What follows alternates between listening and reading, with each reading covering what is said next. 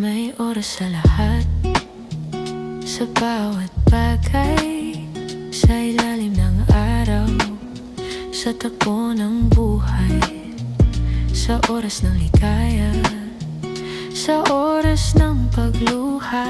Laging tandaan, ang Diyos ang kasama.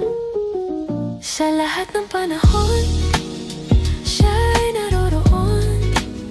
Sa mga pagbabago, noon man o ngayon, sa tag-init at taglamig, sa hirap at saya, laging magtiwala, sa Diyos may pag-asa.